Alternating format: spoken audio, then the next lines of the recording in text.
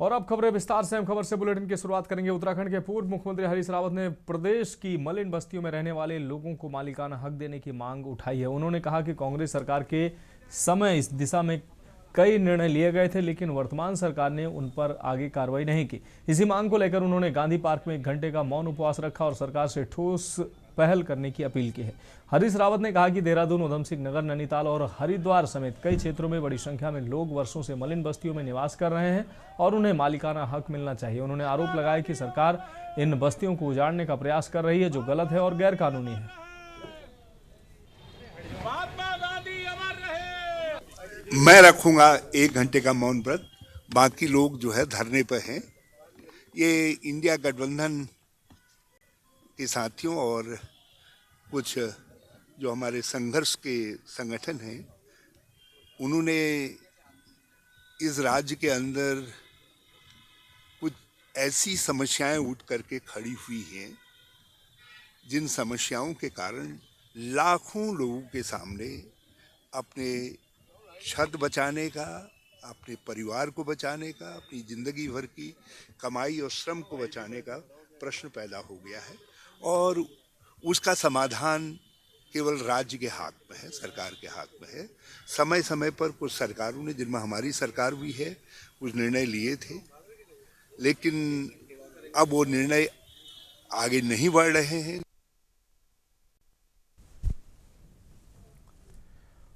बढ़ेंगे अगली खबर की ओर। खबर अक्सर से सोशल मीडिया पर वायरल हो रहे एक ताजा वीडियो में प्रणव सिंह चैंपियन अपने विरोधियों पर जमकर बरसते नजर आ रहे हैं। उन्होंने न केवल अपने चरित्र पर लग रहे आरोपों का जवाब दिया, बल्कि कांग्रेस के दिग्गजों को उनकी पुरानी यादें ताजा करने की नसीहत दे डाली।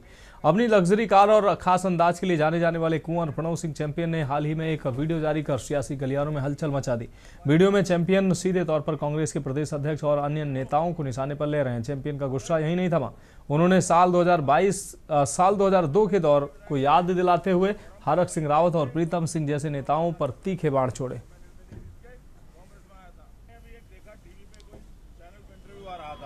अभी एक देखा टीवी पे कोई चैनल पे इंटरव्यू आ रहा था, उसमें कांग्रेस वाले सुरेंद्र जी, हमारे प्रदेश अध्यक्ष जो मेरे साथ विधायक रहे हैं, वो साहब और कई लोग कह रहे हैं ये बीजेपी का चाल चरित्र है। कुंवर प्रणव सिंह चैंपियन महिलाओं पे नोट उड़ा रहे हैं। अरे भैया, तुम्हारी याददाश्त इतनी कमजोर हो गई, अकल पे जोर दे लो।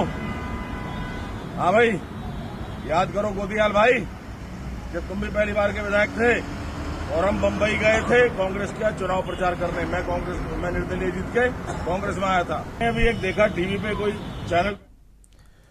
रुक रहेंगे अगली खबर का। खबर रुड़की से, जहां खानपुर विधानसभा क्षेत्र में चल रही सियासी बयानबाजी अब खुलकर जुबानी जंग में तब्दील हो चुकी है। उमेश कुमार की पत्नी सोनिया शर्मा ने सोशल मीडिया पर एक वीडियो जारी कर प्रणव सिंह चैंपियन पर जमकर निशाना साधा। उन्होंने बेहद आक्रामक और बेबाक अंदाज में कहा कि खानपुर की जनता सब देख और समझ रही है, केवल बयानबाजी और धमकियों की राजनीति करने वालों को जनता समय आने पर जवाब देगी। उन्होंने साफ शब्दों में आरोप लगाया कि प्रणव चैंपियन लगातार व्यक्तिगत हमला कर राजनीति का स्तर गिरा रहे हैं। उन्होंने कहा कि राजनीति में मतभेद हो सकते हैं, लेकिन भाषा और मर्यादा बनी रहनी चाहिए।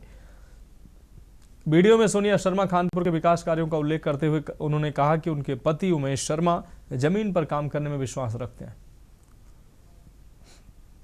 एक स्वघोषित राजा ये कहता है कि सोनिया शर्मा कौन है, उसकी क्या औकात है, क्या वो कोई नेता है जिसे गनर मिले हुए हैं, ये सब कह रहा है। तो उसे बता दूं कि मैं उसकी पत्नी हूं, जिसने तुझे तेरी औकात दिखाई थी 2022 में, और बार बार दिखाता है। जब जब तू उसे ललकारता है ना, तो वो तुझे तेरी औकात याद दिला देता है। मैं वो हूं, उसकी पत्नी हूं। और मैं किस खानदान से आती हूं, कहां से बिलोंग करती हूं, ये सब मैं आज तुझे बता ही देती हूं।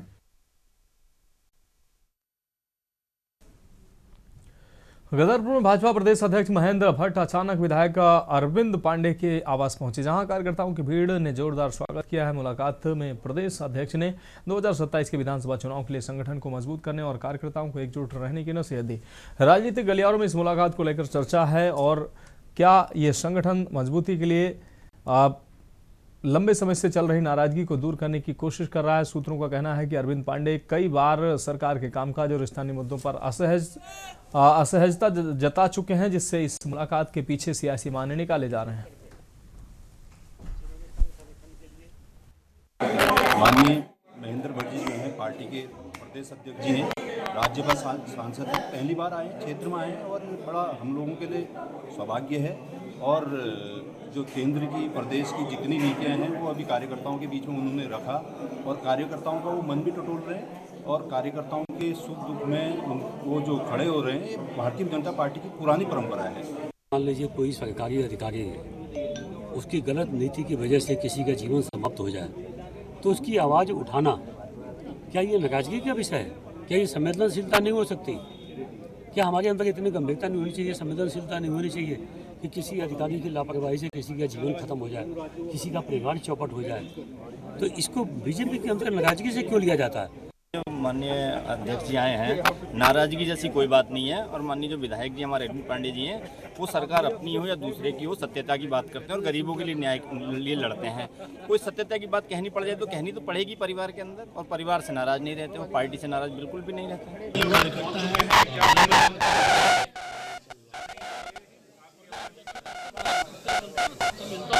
और आज मैं उनसे उनके घर पर मिलने आया हूँ। एक अनौपचारिक हमारी वार्ता हुई है, क्योंकि चुनाव वार्ता सबको मिलकर चुनाव लड़ना है, उस भाव के साथ लोग आगे बढ़े। लेकिन प्रशासन द्वारा उन्हें नोटिस दिया गया है अतिक्रमण को लेकर। देखिए, विषय प्रशासनिक विषय अपनी जगह होते हैं। अब बढ़ेंगे अगली खबर की ओर। डोईवाला तहसील में परवा दून कांग्रेस के साथ नगर कांग्रेस कमेटी डोईवाला ने भाजपा के रायपुर विधायक के खिलाफ प्रदर्शन करते हुए राज्यपाल से उनके खिलाफ कार्रवाई की मांग करते हुए कहा कि राज्य की कानून व्यवस्था को खराब कर रहे भाजपा विधायक पर अभी तक कार्रवाई नहीं हुई है, जबकि पीड़ित शिक्षा अधिकारी और राज्य के शिक्षक संगठन लगातार कार्रवाई की मांग कर रहे हैं। लेकिन राज्य सरकार भाजपा विधायक और उनके गुंडों को बचाने का प्रयास कर रही। परवा दून कांग्रेस जिलाध्यक्ष मोहित उनियाल सहित तमाम कांग्रेस कार्यकर्ताओं ने कहा कि अगर शासन प्रशासन ने शीघ्र शिक्षा अधिकारी से मारपीट के आरोपी पर कठोर कार्रवाई नहीं की तो कांग्रेस बड़े आंदोलन को बाध्य होगी। जिला कांग्रेस डोईवाला, नगर कांग्रेस डोईवाला, ब्लॉक कांग्रेस के सभी साथी यहाँ तहसील पहुँचे और हमने एक ज्ञापन सौंपा है माननीय राज्यपाल महोदय जी के नाम।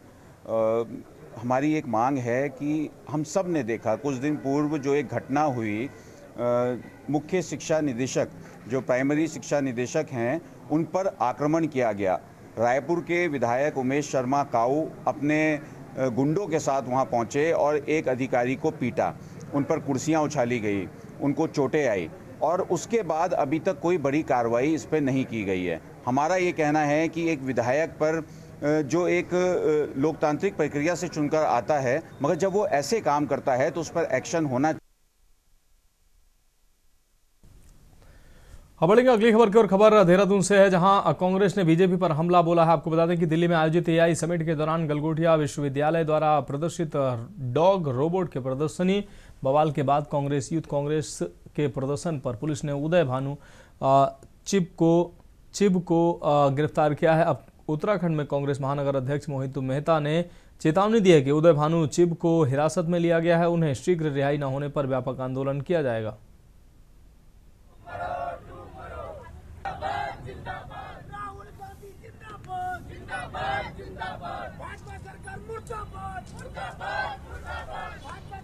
तरीके से हमारे राष्ट्रीय अध्यक्ष को गिरफ्तार किया गया है।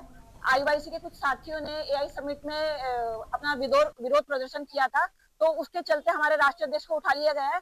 तो ये ऐसी सरकार है कि अगर इसके खिलाफ कोई बोलेगा तो उसे देशद्रोही साबित करने की कोशिश की जाएगी। बीजेपी के बहुत सारे लोगों ने कहा कि राहुल गांधी जी और जो राहुल गांधी के जो ये ब्रिगेड है, युवा ब्रिगेड है, ये देश की जो तरक्की है उससे चिढ़ते हैं, उसके खिलाफ है। बहुत बेइज्जती हुई, उन्हें बहुत बुरा लगा।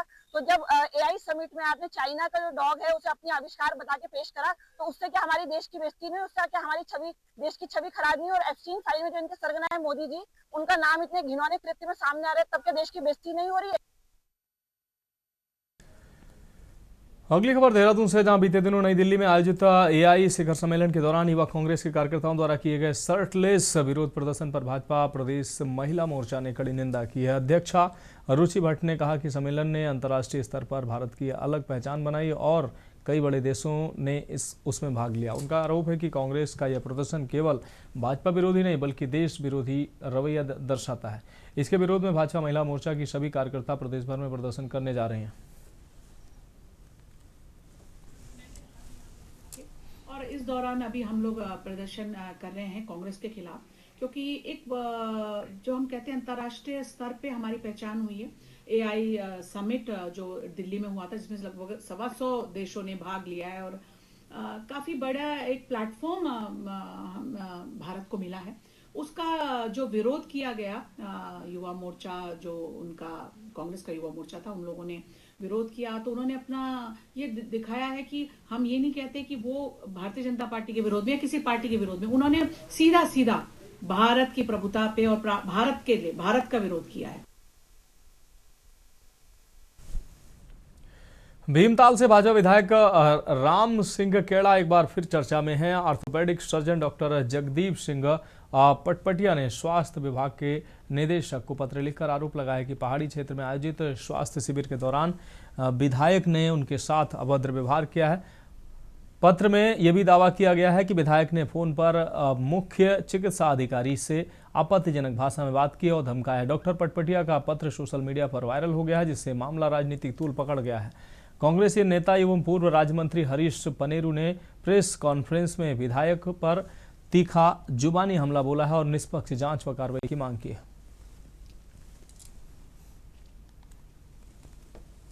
वो डॉक्टर ये कह रहा है कि मैं अपनी इस चिट्ठी में लिखा है विधायक के द्वारा उनके होकर अभद्र भाषा का प्रयोग किया गया। ये भीमताल विधायक की गुंडाई सामने आई। जिस तरह से उमेश काऊ देहरादून में कर रहे हैं, उस तरह से भीमताल के विधायक जी लगातार गुंडाई कर रहे हैं। लेकिन आज एक प्रत्यक्ष रूप से एक कागज में सामने आ गई है। ये एक डॉक्टर ने कंप्लेंट की है, इसका दूध का दूध पानी का पानी होना चाहिए। जिसने भी इस तरह का व्यवहार किया उसके खिलाफ कानूनी कार्रवाई। घटना है, डॉक्टर के साथ मारपीट की है, उसने खुले लिखित कंप्लेंट की है और कोई उठाने वाला नहीं है। हरीश पनेरू आपके आशीर्वाद से इस आवाज को उठा रहा है। लगातार सबको जीने का अधिकार है, सबको सिस्टम है एक, उस सिस्टम के तहत काम करना चाहिए। गुंडई किसी की बर्दाश्त नहीं। मांग हम ये कर रहे हैं कि उत्तराखंड राज्य के अंदर जिस तरह से उमेश काऊ ने गुंडागर्दी करी, उस तरह से भाई राम सिंह केड़ा की गुंडागर्दी भीमताल में नहीं चलेगी। देहरादून में शिक्षा निदेशालय में हुई विवादित घटना के बाद रायपुर विधायक उमेश शर्मा काऊ ने सार्वजनिक रूप से माफी मांग ली है। बीजेपी महानगर कार्यालय में आयोजित प्रेस वार्ता के दौरान विधायक उमेश शर्मा काऊ ने कहा कि वह अपने क्षेत्र में एक विद्यालय के लिए स्वर्गीय पद्म सिंह रावत द्वारा दी गई करीब 1.5 बीघा भूमि को उनके नाम पर करने के संबंध में शिक्षा निदेशालय गए थे। इस दौरान संबंधित परिवार के लोग भी उनके साथ मौजूद थे। उन्होंने बताया कि यह प्रकरण काफी समय से लंबित था और बातचीत के दौरान माहौल तनावपूर्ण हो गया। उन्होंने कहा कि जनप्रतिनिधि होने के नाते उन्होंने विवाद शांत कराने का प्रयास किया, लेकिन जाने अनजाने में घटना घट गई, जिस पर उन्हें गहरा दुख है। 5 विधायक ने आपको बता दें, इस दौरान विधायक ने कहा कि वह संबंधित पक्षों से माफी मांगते हैं और भविष्य में इस तरह की स्थिति ना हो इसका पूरा ध्यान रखेंगे। उन्होंने यह भी कहा कि अधिकारी कर्मचारी उनके परिवार की तरह हैं और उनका अहित हो ये कभी नहीं सोच सकते। प्रेस वार्ता में उन्होंने मुख्यमंत्री पुष्कर सिंह धामी का आभार जताते हुए कहा कि सरकार कानून व्यवस्था को लेकर गंभीर है। साथ ही कर्मचारियों, अधिकारी और शिक्षक संगठनों का धन्यवाद दिया कि उन्होंने इस घटना का राजनीतिकरण नहीं होने दिया। साथियों, 21 तारीख एक दुखद घटना हुई। मैं रायपुर में 2012 से लगातार विधायक, मेरे क्षेत्र की जनता, मैं तो केवल एक शरीर हूँ। मेरे दिल की धड़कन, मेरी आत्मा सब रायपुर क्षेत्र की जनता है और उनके लिए मैं 2012 से लगातार विकास का काम करता हूँ। इसीलिए हर वर्ष जब भी चुनाव होता है एक रिकॉर्ड रायपुर की जनता बनाती है।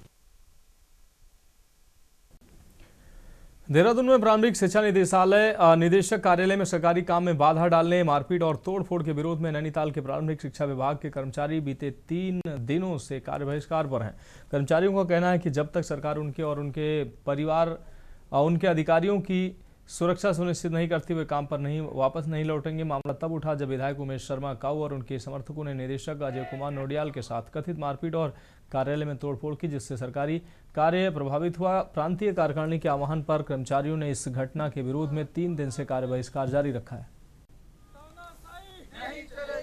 हमारा कार्य बहिष्कार चल रहा है।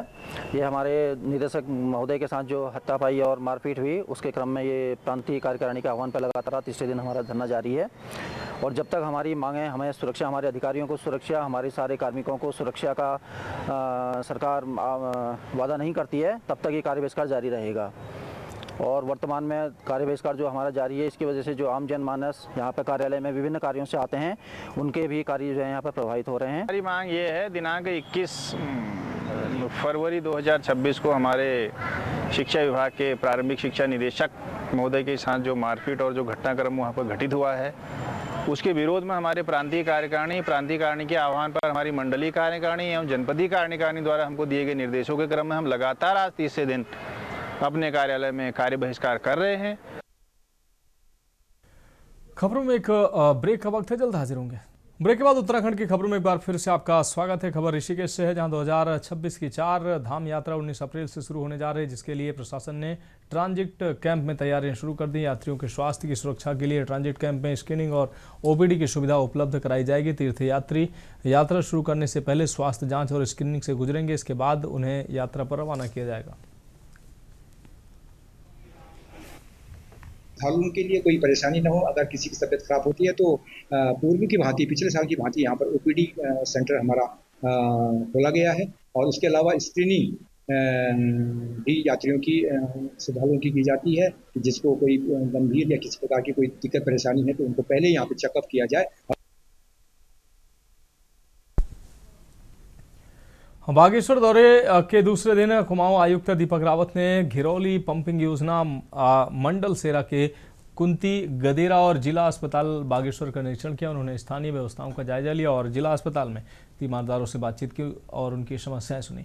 मीडिया से संवाद में आयुक्त ने बताया कि आपको बता दें, मंडल सेरा के कुंती गदेरा में अधिकांश कार्य पूरा हो चुका है और जहां समस्या है वहां 900 मीटर की भूमिगत टनल बनाकर गदेरा पाटा जाएगा। कुंती गदेरा और घिरौली पेयजल लाइन के निर्माण से संबंधित जल निगम से 2 दिन में जवाब तलब किया गया है। इसके अलावा जिला अस्पताल की जर्जर 4 एम्बुलेंसों को हटाकर नई एम्बुलेंस उपलब्ध कराई जाएगी।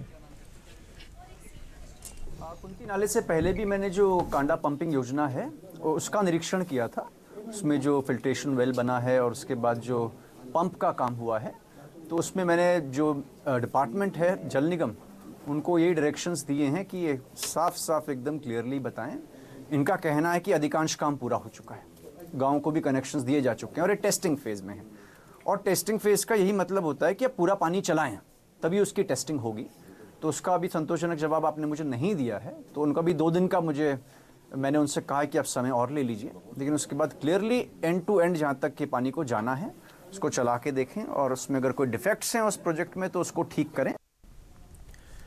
अगली खबर विकासनगर से, जहां सहसपुर के आस्था क्लस्टर और प्रदेश सरकार के सहयोग से स्वीकृत राइस प्लांट के लिए पंचायत से भूमि आवंटित की गई थी। भूमि पूजन के बाद पैमाइश और निशानदेही के दौरान स्थानीय ग्रामीणों ने काम रोक दिया है। ग्रामीणों का कहना है कि यह सार्वजनिक भूमि है और वे इसे बारात घर की पार्किंग के लिए इस्तेमाल करते हैं। वहीं स्वयं सहायता समूह की महिलाओं का आरोप है कि कुछ लोग जानबूझकर योजना में अड़ंगा डाल रहे हैं। खंड विकास अधिकारी ने कहा कि जिस भूमि को पार्किंग के लिए बताया जा रहा है वहां वर्तमान में गंदगी और कूड़ा डंप किया जा रहा है, इसलिए पार्किंग का तर्क विकास रोकने के लिए पर्याप्त नहीं है। प्रशासन ने अधिकारियों द्वारा ग्रामीणों और महिला समूहों के बीच वार्ता शुरू कर दी है ताकि परियोजना का मार्ग साफ किया जा सके। तो जहां जो प्रधान जी ने हमें जमीन भी उपलब्ध करा दी गई थी, लेकिन कुछ गांव के लोग इसका विरोध कर रहे हैं कि हम अपने घर का गोबर कहाँ डालें। तो इसमें ये समस्या जल्दी सॉल्व की जाएगी, आपस में बैठ के विचार विमर्श किया जाएगा। और जो ये सरकारी ही इसमें एक आस्था क्लस्टर की ओर से राइस मिल का ही भवन निर्माण होना है। और मैं समूह से जुड़ी महिला हूँ। हमारे कल ये समस्या हुई कि जहाँ पर हमें रीप द्वारा सोलर सेलर लगाने के लिए जो जगह मिली गई है वो एक गवर्नमेंट की जगह है, लेकिन जो वहाँ के लोग हैं वो कह रहे हैं ये हमारी जगह है। तो उनकी जगह कहाँ से होगी जब वो गवर्नमेंट ने हमें दी है चीज बनाने के लिए, तो उसमें तो किसी का भी अधिकार नहीं है गवर्नमेंट के अलावा। तो वो ये कह रहे हैं कि यहाँ पर हम लगने नहीं देंगे। तो क्यों नहीं लगने? उनकी वजह ये है कि वो चाह रहे हैं कि इस जगह को हम कवर कर ले। हम लोग वहाँ बहुत अपने उत्साह के साथ गए थे कि हम भूमि पूजन में भाग लेंगे। हम सब वहाँ पर पूजा के लिए तैयार थे, लेकिन कुछ लोग वहाँ पर आकर हंगामा करने लगे और महिलाओं के संग बदतमीजी से पेश आ रहे थे और गाली गलौज भी कर रहे थे। जो मतलब हमारे साथ जितनी भी महिलाएं थी उनके संग एक तरह से इस तरह सा व्यवहार कर रहे थे कि जैसे धक्का मुक्की वाला, कि आप लोग यहाँ से निकल जाइए, ये हमारा गांव है, इस तरह से आप कुछ नहीं कर सकते हैं। हमारे रीप परियोजना की तरफ से एक राइस मिल आई थी और उसके लिए हमने शर्मा प्रधान जी से वो उसके लिए प्रस्ताव भी पारित, खुली बैठक में प्रस्ताव करवाया, सब कुछ हो गया। सारा ओके होने के बाद ऊपर से हमें सब कुछ मिल गया, पैसा भी हमारे क्लस्टर में आ गया। लेकिन कुछ गांव वालों, जैसे कल हमारी भूमि पूजन शुरू हुई, वैसे ही कुछ गांव वाले बदतमीज आदमी आके वो बदतमीजी करने लगे।